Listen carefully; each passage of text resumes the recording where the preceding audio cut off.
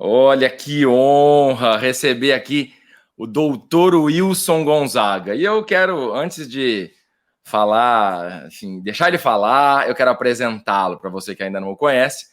O Wilson Gonzaga é médico, psiquiatra, é um estudioso, buscou por vários caminhos, escolas iniciáticas, a sabedoria universal de se tornar um homem sábio. Acima de tudo, é um ser humano sábio, né? Com muita história e uma memória privilegiada para contar a história, mais do que história dele mesmo. Além de médico, o Dr. Wilson, como é carinhosamente chamado, também faz muitos trabalhos como palestrante no ambiente corporativo. Ele morou em São Paulo muitos anos, onde tinha seu consultório e atuava com uma ONG que trabalhava com moradores de rua, a Blusa. Quando eu o conheci, foi em São Paulo, eu como líder dos Jovens Empresários Empreendedores da Fiesp, ele dando uma palestra sobre autoconhecimento e gestão com ética.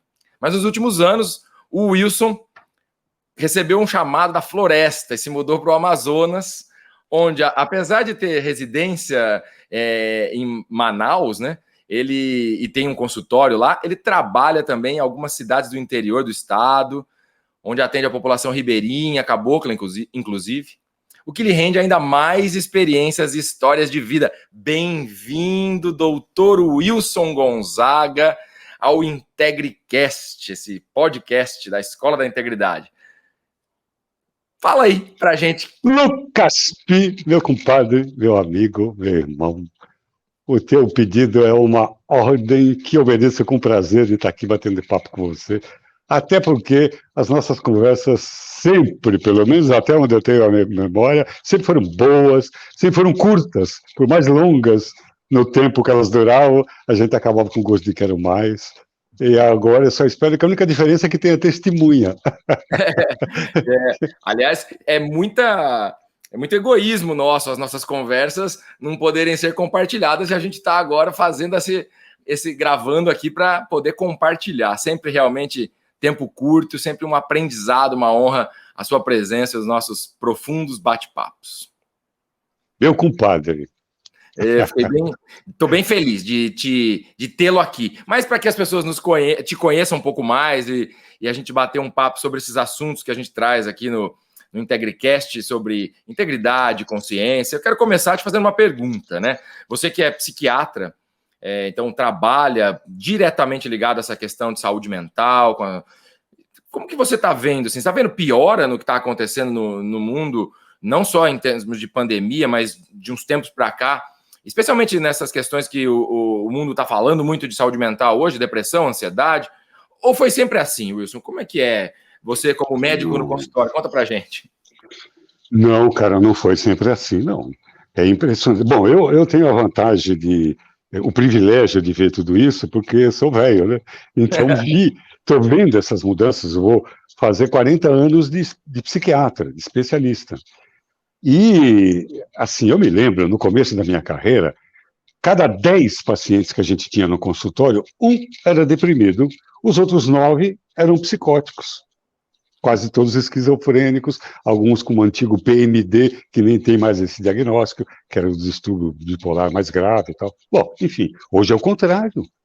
Hoje, para cada 10 pacientes, tem um com transtorno psiquiátrico que não seja depressão. Os outros todos ficam com depressão e ansiedade. E muitas vezes as duas estão ligadas. Então aumentou demais. Nós não estamos falando de pandemia, que aumentou mais o que já estava absurdamente crescido. E numa curva, Pi, que assim, olhava para o horizonte e não via um horizonte muito claro. E essa pandemia só veio dar uma turbinada nesse gráfico aí. Então, a depressão, a ansiedade, junto com eles, né, assim, as coisas que orbitam isso, como suicídio, e então o burnout, que agora está na moda, né? Está na moda, né? Então está sendo, né, uma coisa assim exponencial, um crescimento exponencial, agravado pela pandemia.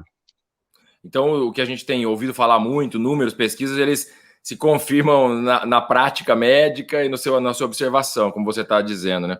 Eu quero fazer uma ressalva aqui, que o Dr. Wilson me chamou de Pi mais de uma vez. Para quem não ouviu o episódio ou não viu eu explicando sobre meu apelido, volta lá e vê meu apelido carinhoso desde a infância, Pi, né? E agora devidamente justificado por estudar o princípio da integridade e no artigo Geometria da Integridade. Então eu fico me sinto muito em casa quando alguém me chama de Pi, viu? Então feliz por isso, Wilson. Vou te chamar de Wilson e não de Dr. Wilson também. Vou te chamar de Wilson. Por favor. Por favor. Mas, por favor.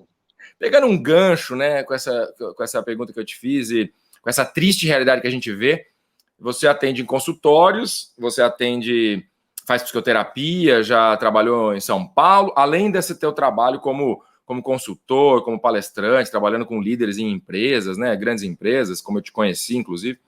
Aí uma pergunta de curiosidade, assim, os problemas do ser humano são muito diferentes nessas localidades e circunstâncias? Como que é o ser humano lá na floresta, dentro de uma grande empresa, o líder, o pobre, o rico? Conta pra gente, doutor Wilson. É impressionante isso daí, né? Porque, bom, primeiro assim, eu agradeço, sou grato à vida por essa oportunidade de ter essa profissão que me permite transitar de uma maneira até estreita com vários tipos de gente, de diversas camadas sociais, culturais, intelectuais, assim, e que isso é muito rico. Então, as pessoas me perguntam isso mesmo, porque são pessoas muito diferentes, como o CEO de uma empresa multinacional, e de repente um indígena, ou um morador de rua, né? Ou um ribeirinho que é de uma peculiaridade, tem uma vida muito peculiar. É impressionante porque é tudo igual, tudo igual. E o que me impressiona e me intriga é que é tudo igual a mim. Nós somos todos muito parecidos. Então, estamos todos adoecendo, cada um no seu nível, no seu grau, no seu código de linguagem, assim, estamos adoecendo juntos, o mundo inteiro. E o que está acontecendo? Por que esses números estão crescendo em todas as camadas da sociedade? Desde o culto ao iletrado, desde o sem-teto, ao superabastecido, ao abundante, enfim, pegando todo mundo. Não tem uma resposta única para isso. Mas, se eu fosse resumir isso, né, e estou querendo resumir agora, eu acho que a principal causa é porque o homem está distante dele mesmo, da sua própria essência. Ele está distante daquilo que ele realmente é. Ele está vivendo aquilo que não é. Aquilo que criaram, né? Que criaram até parece que a culpa é dos outros, né? Que criamos, né, para a nossa cabeça regras, leis, muito enraigadas na matéria, no ter em detrimento do ser, na competição, na disputa, e daí, né, essa questão da primeira vítima dessa técnica de felicidade foi a integridade, porque criou-se exatamente a desonestidade, e, enfim, num tipo de relação que não é mais sustentável. A nossa relação que nós temos com a natureza não é mais sustentável. A relação que nós temos uns com os outros não é mais sustentável. A relação das famílias, assim, das soluções, das alternativas de família hoje, elas estão rumando para uma coisa que também não é sustentável. Enfim, nós precisamos rever tudo isso porque estamos distanciando cada vez mais da nossa essência. E se a gente distancia da fonte da essência, é muito provável que nós vamos pagar um preço por isso. E o preço que nós estamos pagando é a depressão, que é diferente da tristeza, que faz parte do dia a dia, e a ansiedade, que faz parte, né, daquela... o estresse, ele é uma coisa importante. Agora, o excesso de estresse, a ansiedade, aí acaba prejudicando, e nós estamos pagando esse preço, por estar longe da gente mesmo, por a gente estar exercendo aquilo que a gente não é, porque na essência nós somos íntegros, colaborativos. O nosso cérebro é colaborativo. Nós somos seres gregários. Nós só estamos vivos hoje aqui porque conseguimos pensar coletivamente uns nos outros, porque éramos frágeis. A gente estava na cadeia alimentar, naquela época, de um monte de bicho. A gente era comida. A gente comia um ou outro ali pequenininho, o resto comiam a gente. As intempéries do clima e a falta de tecnologia, assim, o pouco desenvolvimento da linguagem ainda, tudo isso se organizou para conseguir sobreviver em bando. Então nós temos na nossa genética, essa coisa colaborativa. A competição foi uma coisa inventada por nós mesmos, porque o mundo é abundante. Se a gente puder realmente entender, nós temos o suficiente de recursos, de todas as espécies de recursos, para que todos nós tenhamos uma vida digna. Mas, por esse desvio de rota, a coisa ficou desse jeito e nós estamos ficando doentes. Então, isso precisa mudar. Muito interessante essa sua visão, né? Eu até coloquei no meu livro, né? Minha gratidão a você, o tanto que eu aprendi com você ao longo desses anos. Mas eu, né, uma compreensão que foi minha, não foi do ponto de vista da saúde, e eu fiz afirmações no meu livro de que a sociedade, né, o mundo, a humanidade está doente. E não é uma doença mental. Acho que a doença mental é a materialização, a somatização, é a manifestação para se tornar visível, né? Mas justamente essa doença que a gente está, de se separar um do outro, de se achar o topo da cadeia alimentar, de se achar fora da natureza, de estar nos extremos, né? Outro sintoma que eu vejo dessa doença é as polaridades, né? As polarizações políticas. Então, tudo, e do ponto de vista da saúde, né? Seja da saúde social, da saúde física, da saúde emocional e a saúde mental, sempre é por uma questão de desequilíbrio, né, Wilson?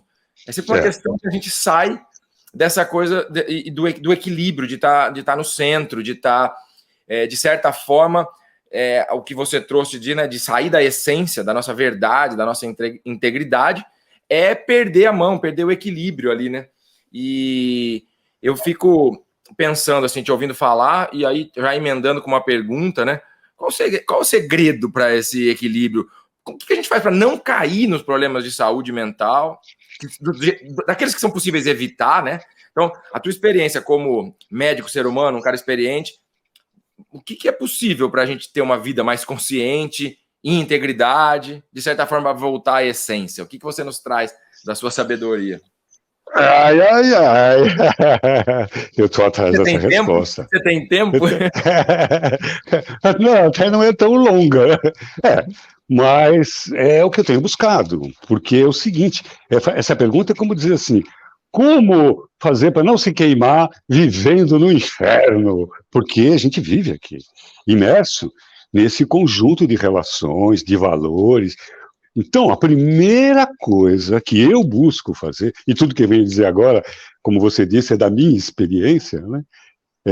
Não quero aqui ditar regra para ninguém, mas assim, a primeira coisa é entender que isso tudo é uma mentira, que isso é um Matrix, porque ninguém ensinou para a gente a cuidar das nossas emoções, a cuidar dos nossos pensamentos, a cuidar dos nossos sentimentos, encará-los, compreendê-los, encará-los, aceitá-los e transformá-los. Nada! Ensinaram o tempo todo a gente a olhar para fora. Desde que assim, o móvel, olha, isso daqui, e sempre uma coisa polar. Isso é caca, isso é gostoso. E a gente não. Isso é errado. Isso é escuro, isso é claro, isso é pecado, esse é do bem, esse é do mal, esse daqui é do papai do céu, esse é do diabinho. Então, essa ideia da polaridade, assim, e exatamente ao oposto da gente entender a multiplicidade do eu, do que nós sentimos, isso nunca foi nos ensinado para a gente. Então, Lucas, olha, isso pode ser meio trágico o que eu vou dizer, mas eu acho que a gente tem a medicina que a gente merece, a gente tem a economia que a gente merece, a gente tem os políticos que a gente merece, a política, portanto, que a gente merece, compatível ao grau de consciência individual de cada um. Isso tudo é apenas o vetor somatório do que nós somos na nossa individualidade. Então, para escapar disso, a gente tem que primeiro parar de botar a culpa no outro e dizer assim, até então eu contribuí para isso, e ainda contribuo. Então, como que eu contribuo? E começar a perceber que isso é um jogo. É um jogo. E não vou me identificar com isso. Identifica, idêntico e fica. Porque idêntico já tem muito de um bando de boi, de gado, e de cabeça baixa, pastando sem saber sequer o que significa a vida. Então, assim, tem que primeiro acordar. E querer sair da boiada, sem querer acusar ninguém, senão é mais uma polaridade, e voltar-se para dentro e perceber o que aqui, como nós podemos viver aqui, sem essa doença toda. Agora, nós estamos aqui, a gente come da mesma comida, respira do mesmo ar, mora na mesma cidade, pega as mesmas conduções, estamos no mesmo lugar. Eu acredito mais do que nunca, Lucas, mais do que nunca, nesses anos todos, 67 anos de vida, nos últimos anos eu tenho percebido que mais do que nunca é necessário, para poder escapar de tudo isso, e responder essa tua pergunta, eu falo pra caramba, mas não perdi a linha aqui, é parar com essa barulheira desse mundo, desse matrix, desse conjunto de polaridades, de regras malucas, parar, aquietar tudo isso e simplesmente mergulhar no nada, no silêncio, na não forma, na essência. Me conectar apenas com o fluido vital do ar, do prana, chame como quiser, do ar poluído, que se dane, é o que tem para hoje, e respirar lenta e profundamente e fazer a mente quieta. E se perceber dentro desse jogo. E como você bem colocou ali na tua fala, se tirar da cena como protagonista, como ego, que o mundo está contra a gente, e se a gente tem que se achar melhor ou pior, ou perseguido, que valha então o delírio de que o mundo conspira a nosso favor. Eu nem acho que isso é delírio. Eu também acho que não, viu?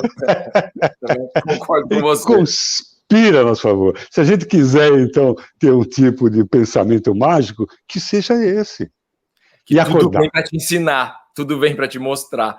Eu lembrei de uma frase, Wilson, do Stefano Dana, sabe que eu gosto muito dele, né? Que foi um filósofo que foi mentor para mim. E ele fala assim: o mundo é assim porque você é assim. Que é isso, né? A gente nunca tem um fardo maior do que a gente pode carregar. E nada acontece por acaso, né? A gente tem essa convicção junto. E aí ontem, na sua fala, né? Você falando para a gente sair dessa ilusão e achar que o mundo, né? Tá tudo a nosso favor. Eu vi uma frase ontem que eu até vou ler aqui, porque tem a ver um pouco nesse nosso papo. Uma frase do Rumi, Mavlana Rumi. Este lugar é um sonho. Apenas quem dorme o considera real. E aí então a morte chega como um amanhecer. E você acorda rindo do que pensava ser sua dor. Que lindo. Olha que lindo. Em momentos que as pessoas estão tão... né, vibrando aí numa tristeza, lógico, é considerável essa história de pandemia, Covid, e a gente falando aqui de o mundo vem nos ensinar, o mundo vem, e que é a nossa capacidade de olhar diferente que vai fazer diferença, né? E aí, eu nem tinha me programado para isso, mas eu vou te fazer uma pergunta aqui. Você pegou Covid, né? Passou por essa experiência. Algo que 2 vezes, né? Aliás, 2 vezes você pegou, uma... e depois de ter sido vacinado, pegou uma segunda vez. Conta pra gente aí, teve algo que ampliou do seu aprendizado, que você tem a falar sobre isso? Olha, na primeira vez, a primeira onda, primeiro porque foi mais sério. E eu cheguei a ser internado, fiquei assim durante alguns dias, que eu me sentia um Fiat 147 com pistão colado, assim, fraquinho mesmo, assim, de tomar banho e se enxugar, no me enxugar me cansava, né? E aí então, aí eu fiquei internado, e eu acho até que nem precisava, né? Mas até por precaução do dono do hospital, que é um amigo querido, ele resolveu me internar assim, com o pé nas costas, você vai ficar internado na UTI, pronto. Não precisava. Mas foi bem mais sério do que a segunda. Então, no hospital, vendo aquelas coisas, impactado pelo começo, então, da pandemia, eu me deparei com a possibilidade de morrer, mesmo. Porque tenho 67 anos, porque sou diabético há 30 e tantos anos, né, que eu descobri que eu era diabético com 30 e poucos anos, logo no comecinho, dos 30 anos, e com consequência de vasculares, pulmonares, por conta de uma doença crônica, que todo mundo sabe que diabetes é um grupo de risco. Então tinha essa possibilidade aí. E há alguns anos eu venho examinando o que seja a morte. E teoricamente, deixa eu ser bem humilde agora, assim, teoricamente, que de repente se ela chegar bem perto eu posso dar uma puta afinada na hora e começar, pelo amor de Deus, eu não quero morrer. Pode ser. Mas até então, eu acredito, até por conta de uma vida bem feliz, a vida inteira, com poucos percalços, de que eu estou pronto. E eu acredito, não acredito na morte. Eu acredito na morte e o fim de um ciclo, para começar outro. Isso aí, para mim, é uma coisa de... Eu sou convicto disso, de que o homem não é um espírito. de que o homem não tem um espírito, de que o homem é um espírito, que ele tem um corpo, e esse corpo tem uma finitude. E quando chegar a hora, né, até porque a velhice é sábia, por isso. A gente vai desapegando do corpo, porque ele vai decepcionando tanto a gente, e que no dia que a gente se livra do corpo, vai, esse prato que serve pra porra nenhuma mais. É sábio a velhice, porque é isso. Você já olha pro espelho assim, tem que murchar a barriga, sei lá.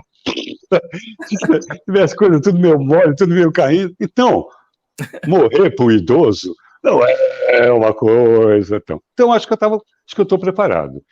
E acredito realmente de que o serviço ele não para. Uma pessoa que se propõe a servir, ela serve neste plano ou em qualquer plano onde lhe for permitido o trabalho. E eu acredito no meu sistema de crença que em qualquer lugar tem trabalho para fazer. Então vamos lá. Vamos lá. Agora, eu sinto, falando em português claro, por exemplo, da segunda. Quando peguei a segunda, eu já tinha tomado a primeira dose daquela AstraZeneca que demora 3 meses lá, demora um pouco mais. Então, no meio, aí, que eu ainda nem tomei a segunda, vou tomar terça-feira, eu peguei de novo, porque testou, e eu comecei a ficar meio ofegante, fraco e tal, mas foi como se fosse uma gripe. E eu sequer pensei na morte da segunda vez. Nem pensei nisso. Eu não vi a hora de parar e voltar a trabalhar. Na primeira, pensei. E a conclusão que eu cheguei na primeira e na segunda, que a morte rondou, é que eu quero ficar vivo. Eu fico a serviço, se sair também, não tem problema, mas eu tenho um monte de coisa que eu quero fazer aqui, com esse corpício aqui. Então, gosto muito de viver, quero viver, prezo a vida, agradeço a vida, e é isso. Eu, assim, tem um exercício que eu faço, acho que você deve conhecer, de dinâmica de grupo, que a gente pede para a pessoa, um momento lá, criar um epitáfio. O que você gostaria que colocasse na sua lápide? Bom exercício esse, né? A minha, sem dúvida, estaria assim. Aqui jaz um homem conformado com a morte dos outros. Porque até quem está nos ouvindo, nos assistindo, para algumas pessoas que não estão muito, que não têm muito claras essa compreensão ou crença, para alguns, né, pensam assim, da continuidade da vida, pode achar que a gente está de alguma forma desrespeitando aqueles que perderam entes queridos, etc. E de longe isso, né? De longe isso, porque a gente respeita muito, né? E lógico, sente, porque o luto, a tristeza faz parte também, né? Mas até para vocês estão nos ouvindo que ainda não conhecem o Dr. Wilson, né? Além de médico e pesquisador, é alguém que diz, por conta disso, está ligado à ciência, né? Mas ele é muito conhecido também pelo trabalho dele, espiritualista, como líder, inclusive, de grupos de estudos e de meditações, até práticas ligadas a doutrinas religiosas, e também um estudioso sobre hermetismo, alquimia, escreveu um livro sobre Maria, Nossa Senhora, um estudioso da história de Jesus e de Maria. Então, eu conheci tanto no ambiente empresarial, Fiesp, dando curso para empresas, e também em salões de estudo sobre espiritualidade e aprofundando nessa história, né? Então, antes de te fazer uma pergunta mais profunda sobre isso ainda, eu queria te ouvir, assim, esse seu relato sobre a experiência do Covid e lidar com a morte, muito, muito belo, assim, e que possa trazer para as pessoas uma compreensão desse continuar e uma compreensão da alegria e o que eu mais vejo que a morte tem para nos ensinar, seja a morte dos outros, o medo da morte, a nossa compreensão da finitude do nosso corpo, é a beleza da vida, é dar importância para o aqui e agora. Então, é uma busca e uma conclusão filosófica também. Mas eu queria te ouvir, Wilson, você que, então, tanto tem esse seu lado médico, pesquisador, cientista, e o lado espiritualista, buscador, estudioso de vários assuntos ligados à ciência, ao misticismo, ao ocultismo e tudo que tem em escolas iniciáticas, e um líder que já cuidou muito de grupos espiritualistas. Como que é equilibrar esses dois mundos aparentemente antagonistas aos olhos da maioria, que é o mundo da ciência e da espiritualidade? O que você tem para nos dizer sobre isso? Puxa vida, a chave está nessa palavra, aparentemente antagonista. Quando a gente compreende que na verdade não é um antagonismo, mas é uma fase, é um pedaço da história, e que tudo está perfeito na aparente imperfeição. Fica difícil entender isso. Assim, ouvindo isso solto, fala, pô, o cara é louco, que mundo que ele vive? Ele está dizendo que está tudo perfeito, que está tudo certo. Eu só vejo erro, eu só vejo doença, eu só vejo desonestidade, eu só vejo falcatruas, isso está tudo certo. Está tudo certo enquanto está certo uma criança que tropeça, está certo uma criança que às vezes pega uma caca e põe na boca, porque não tem consciência do que está fazendo. Então, nesse sentido mais amplo, eu diria que está tudo certo. Mas o que se faz agora necessário é a gente acordar, porque pode não dar tempo de ficar com filosofias sobre valores e pela a falta de valores destruir esse mundo. Bela então, reflexão. As pessoas que têm algum tipo de consciência, vamos dizer assim, que já entendem, vamos dizer assim, que a integridade não é mais uma opção pessoal, é uma necessidade para que não aconteça o autoextermínio da raça desse planeta, é uma necessidade que a gente resgate esses valores. Aqueles que começam a perceber, tem que começar a trabalhar. Primeiro, praticar. Aqueles que têm, por exemplo, uma função como você tem, como eu tenho, que tem a possibilidade de externar sua compreensão por uma roda um pouco maior do que de uma mesa de um bar, deve fazer. Não pode se negar de fazer isso. Mas ter a compreensão de que tem trabalho para fazer sem pressa. Está tudo certo. E tomar cuidado, que assim, para não se esmorecer com a oposição da sombra. Porque, assim, é claro que nesse movimento de consciência nós vamos ter que encontrar com movimentos de inconsciência, que nesse movimento luminoso nós temos que atravessar trechos e trechos de trevas, escuros, trevosos, como alguns falam. E está tudo certo. Agora é agora. Tipo, agora é agora. É já que essa luta começa. Não é mais teórica. Não vai chegar mais o fim do mundo, o próximo milênio. Essa conversa toda eu já ouvi lá atrás. O bom de ser velho é isso, né? Diz que Deus é sábio, não é porque ele é Deus, é porque ele é velho. É porque ele está lá desde o início. Já viu de ele tudo. Que inventou o início. Já viu de tudo. É muito legal ver e falar de espiritualidade, consciência, de Deus, né? Com um médico, psiquiatra, que tem todo um estudo científico, né? Que tem uma história, né? Muito ligada também a essa área. E eu quero te cutucar aqui para você contar aquela história que eu já ouvi você falando no congresso, que você foi perguntado se você acreditava ou não em duendes, porque a expectativa de que você estava falando como um cientista, né, no congresso de médicos. E conta para a gente essa história, que vale a pena compartilhar. Não foi no congresso. Era uma época que hoje, olha que incrível, eu resgatei, nem por minha vontade, para os meninos lá que trabalhavam no lançamento do produto, voltei a resgatar uma coisa que eu trabalhei durante muitos anos, que era um trabalho com os 4 elementos e a personalidade humana. E eu fazia workshop, dava aula em faculdades e tal, e fazia isso dentro de uma linguagem dentro da psicologia humana, do desenvolvimento humano, como técnica personalidade, assim, carregada de Jung, e ali. Mas os 4 elementos, ele tem o seu viés alquímico, né? E que Jung sabia muito bem.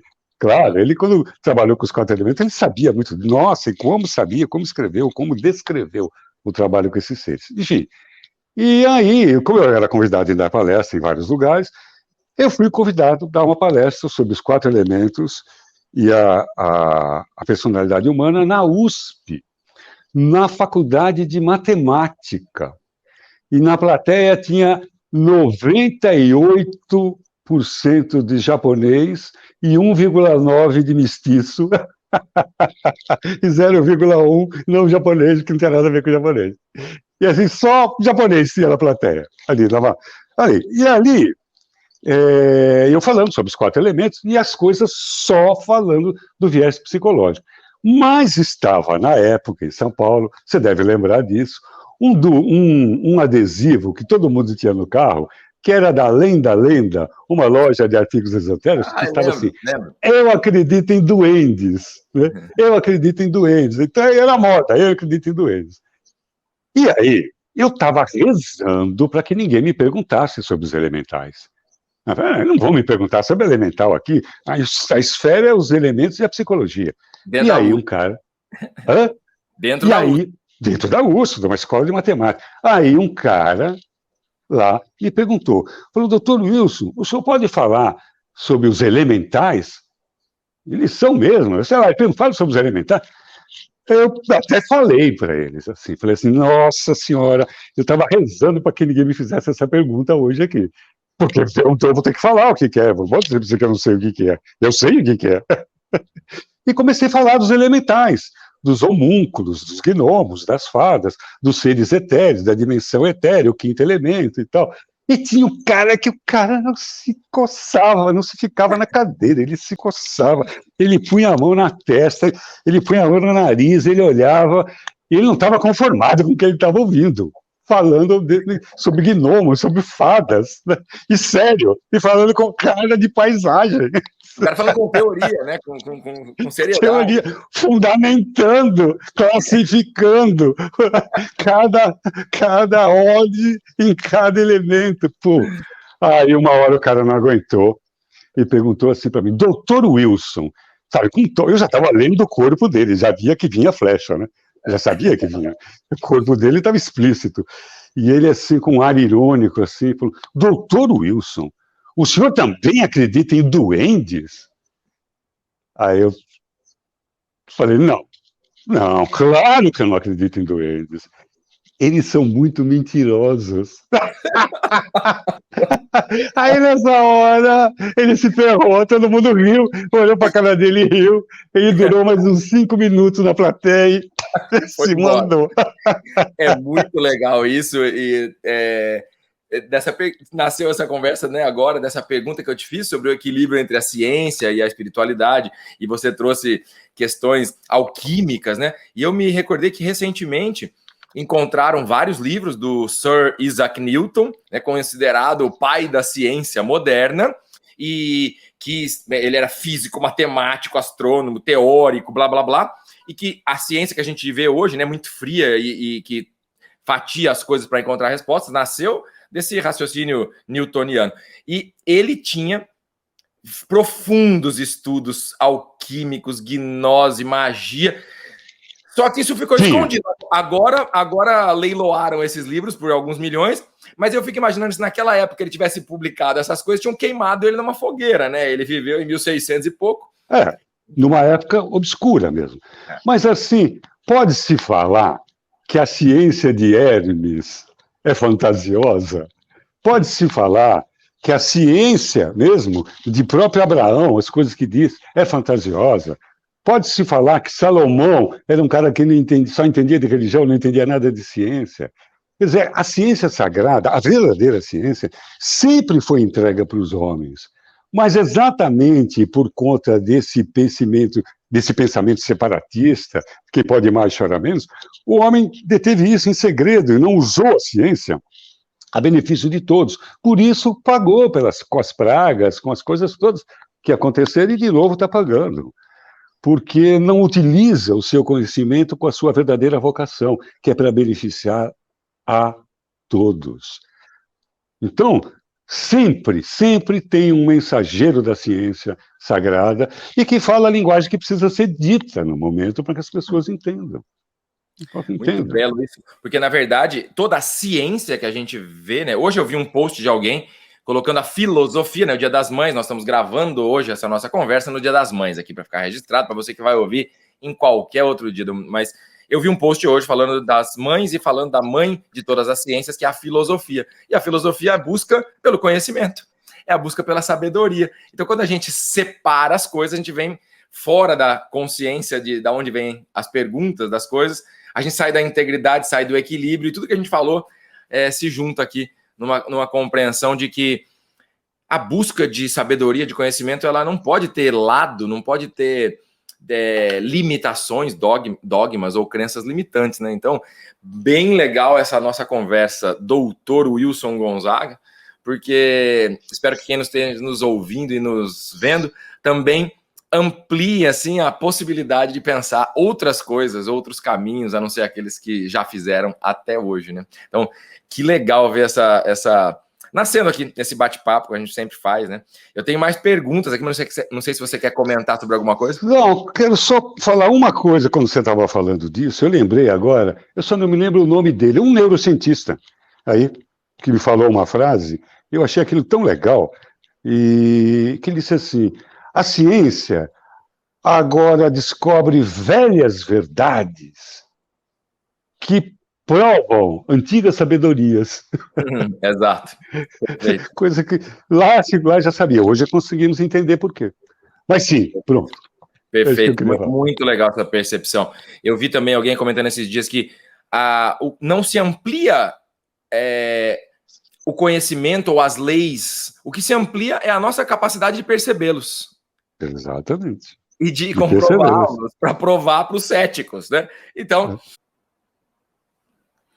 e falando, né, dessa história do equilíbrio, da união que a gente falou, da história do Isaac Newton, né, de que era alguém que, além de um cientista que mudou a história da ciência, da nossa história da humanidade, ele também era profundo conhecedor da alquimia, da gnose, de todos os estudos disponíveis até aquele momento, né? Eu não poderia aqui deixar de perguntar para o Wilson, né, que a gente falou sobre essa questão de equilíbrio entre ciência e espiritualidade, ele que é muito aprofundado e bom nessas duas áreas, não podia deixar de perguntar alguém que é especialista também sobre as plantas de expansão de consciência, especialmente a ayahuasca, já que esse assunto agora está profundamente também explorado pela ciência, com tanta busca, artigos, pesquisas, e também, né, o Wilson tem ocupado cada vez mais um papel de destaque na sociedade em geral, as pessoas pesquisando sobre isso, falando sobre isso, tem livros, né, livros do Pollack, livro do Steve Kotler, mas especialmente na comunidade empresarial, executivos, hoje eu tenho visto no Vale do Silício, está na moda, né, essa história de psicodélicos, como eles utilizam essa terminologia lá, né, e tem sido utilizado para fins terapêuticos, mas tem sido cada vez mais utilizado como forma de ampliar a percepção, a consciência, e para que as pessoas estejam no seu, o que eles chamam de flow, né, da psicologia, de estar no seu máximo fluxo, no seu fluido potencial, e que também tem a ver com essa história de estar no equilíbrio, de estar na essência, né? Mas Dr. Wilson Gonzaga, especialista sobre isso, já pesquisador, participou do CONAD, Conselho Nacional Antidrogas, no estudo e liberação da ayahuasca no Brasil, já deu entrevista no Jô 11:30 sobre esse ponto, não podia deixar de te ouvir sobre isso também, nossos ouvintes e seguidores todos.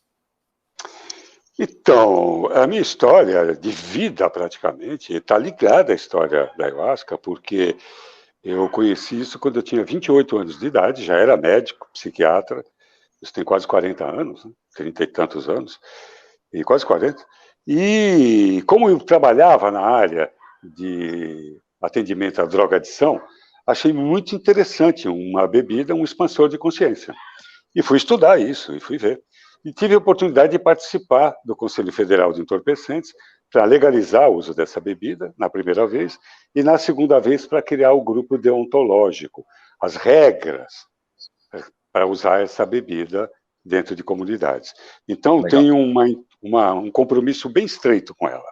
Bom, o que eu posso dizer para você é que é uma ferramenta de expansão de consciência, que é uma coisa séria mesmo, e que ela se difere de todos os outros psicoativos pela sua dirigibilidade. E exatamente por essa dirigibilidade, por ela ter controle, ela sempre foi usada dentro de rituais religiosos, com intenções de comungar junto ao sagrado, de fazer essa união da natureza e trazer o homem em contato com a sua divina natureza. Nos diversos povos de orientação judaico-cristã, indígena, inca, pré-inca, sempre foram usados com finalidade religiosa. Tanto que um cientista propôs tirar a nomenclatura de alucinógeno e chamá-la de enteógeno. Qual é a diferença? Alucinógeno, gerador de alucinação. Enteógeno, gerador de um movimento, de uma aproximação em teos, com Deus. Olha que legal. Então, era uma substância para ser usado para fim sagrado. E assim vem acontecendo há muito tempo na face da Terra. Até que, modernamente, começou a ser descoberta dentro do Brasil, né? Isso por, basicamente, duas seitas de brancos, não de índios, a União do Vegetal e o Santo Daime, começaram, que tinham na sua religião o uso dessa bebida, e então veio que branconizando a ayahuasca, trazendo para a civilização, e hoje ela se espalhou pelo mundo inteiro. E neste momento, aqui estou falando do meu ponto de vista, e sou responsável por aquilo que eu falo, e é o meu ponto de vista apenas, respeitando todos os outros. Nós estamos vivendo um período de limbo, porque ela tomou uma importância muito grande, saiu do âmbito religioso, passou do âmbito científico, ótimo, isso tem que acontecer, mas passou para a mão da festa, do curioso, do que arrisca, porque em qualquer lugar você acha, e isso tem sido um perigo, porque é uma responsabilidade, é preciso saber conduzir, porque existe um grande dilema, e eu quero deixar a minha posição muito clara. Um ponto de vista olha aquilo como um conjunto de reações químicas que expande a consciência. E a consciência é uma função do cérebro, e ponto. Existe outra corrente, da qual eu me sinto mais acolhido, mais aconchegado, com menos aresta, naquela, que, como eu disse, que afirma que o homem não tem espírito, não. O homem é um espírito, porque ele tem um corpo. E é interessante que quem me deu essa visão foi a própria ayahuasca, porque até os meus 28 anos eu era agnóstico, e eu tinha uma visão de uma ciência agnóstica. O meu lado espiritual era apenas na justiça social, nas injustiças, só isso. Mas, na minha primeira experiência com a ayahuasca, eu pude sentir isso que eu acabei de dizer, de que tinha um lado químico, que não dá para negar, armalina, dimetiltriptamina. Mas só quem experimenta dentro de um ritual consegue perceber que tem um lado alquímico, um lado espiritual. Então, eu comecei a experimentar essa bebida dentro desse paradigma. Esse paradigma mudou a minha vida, mudou o meu paradigma, que o meu paradigma é que o homem era um aglomerado de células, só isso, e de reações químicas. Então, a ayahuasca, ela deu a oportunidade de me oferecer uma epifania, que mudou totalmente meu ponto de vista. Então, hoje, por ter tido essa experiência, eu me preocupo não, mas eu me ocupo com a difusão desordenada, desrespeitosa que se faz com uma medicina ancestral, que guarda uma sabedoria antiquíssima de povos que utilizavam, sempre com a mesma finalidade, de maneiras ritualísticas diversas, mas sempre com a finalidade de aproximar ao homem ao sagrado. Para te resumir, assim, nesses anos todos eu descobri um tripé, que eu já bebi em diversas situações esse chá. Dentro de ritual, fora de ritual, sozinho, com grupo A, B ou C, estudando a mim mesmo. Eu percebi que todo mundo apresenta uma tríade que é muito parecida. Primeiro, uma possibilidade de mergulhar na sua própria vida, descobrir cenas da sua infância, desatar nós, embrólios emocionais que ficaram represados no seu passado. A gente tem essa capacidade de mergulhar e tirar isso para fora. Mergulhar no próprio passado. Segundo, ela dá um desejo intrínseco na pessoa de ver forma, de ser um ser humano melhor. Isso é muito legal. E terceiro, um movimento, quer que seja a orientação espiritual da pessoa, ou mesmo que ela não tenha, então ela quer ter ela quer se aproximar de algo mais inteligente do que esse bando de maluco que somos nós aqui. Então, uma pessoa que revê o teu passado, uma pessoa que faz que de dentro para fora você queira ser melhor, e uma substância que te aproxima de Deus, esse tripé, então, claro que um momento, mais cedo ou mais tarde, a ciência ia se interessar por isso. E hoje chegou esse momento. Muito interessante nessa conversa de sair das dualidades, e a gente foi para esse caminho de falar da ciência e da espiritualidade. Não podia deixar de trazer esse teu conhecimento tão profundo sobre esse tema. E eu fico bem contente. E quando você falava você tinha essa compreensão de que o ser humano era um amontoado de células, né? Eu vi uma frase do Nassim Haramein, o físico, que está aí trazendo umas teorias bem novas. ele falou uma frase que eu achei muito boa, que é assim, procurar a consciência dentro da mente ou do cérebro é a mesma coisa de que tentar procurar o locutor dentro do rádio.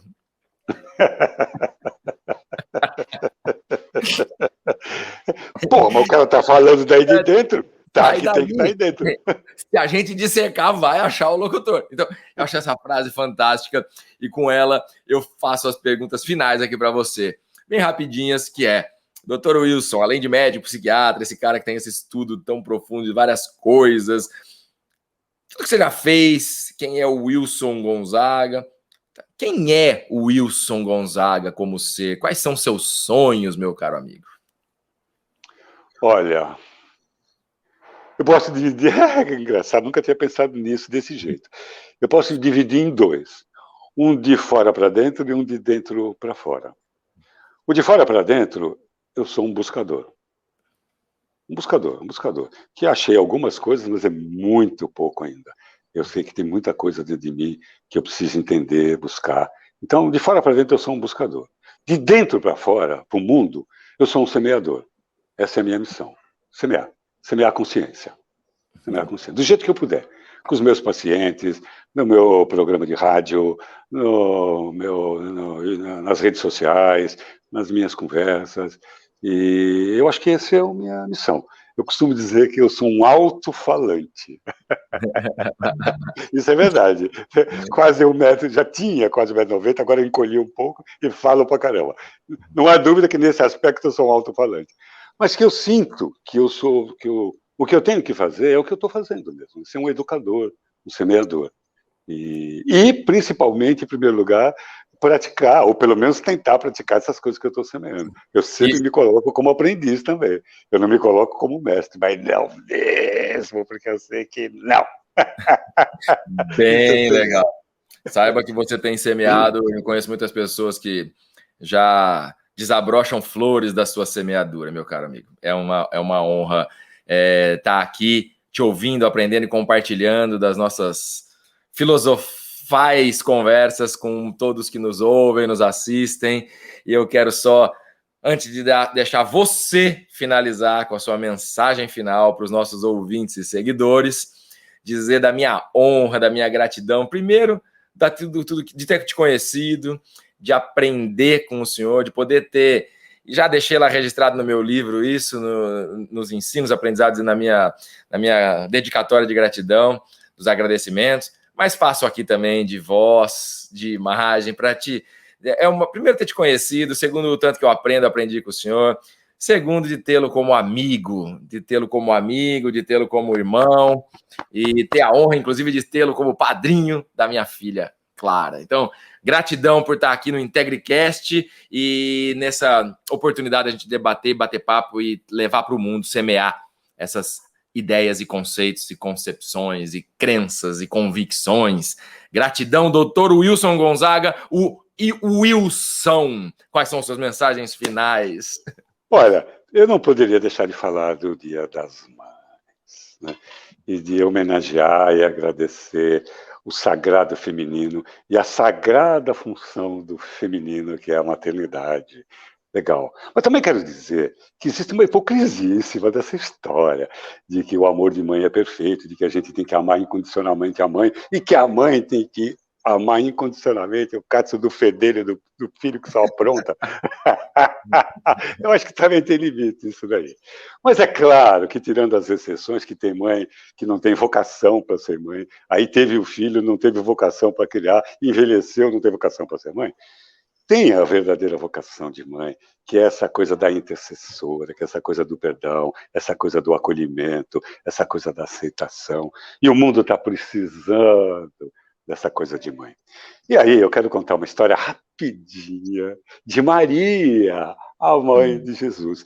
E é uma historinha daquelas que, é claro que é apócrifa, é uma história infantil, e que tem aquela visão de que Jesus é Deus e que São Pedro é o porteiro do céu. Né? É um modelo infantil bem simpático, bem bonitinho. Mas estava lá, então, esse modelo. São Pedro passeando no céu.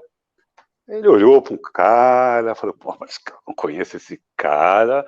Parece que eu não deixei esse cara entrar, não vi esse cara passar, eu tenho boa memória. Bah, acho que eu estou ficando velho. Aí passou mais um pouco, andou um pouco, viu uma mulher, até assim, meio sensual, assim, tava meio, né? Eu não lembro dessa mulher aí. Acho que ele deve ter pensado com ele, eu não lembro dessa gostosa aí. Eu ia lembrar. Ele, mas o que será que está acontecendo? Aí ele começou a perceber que tinha uma série de pessoas que não tinha passado pela portaria.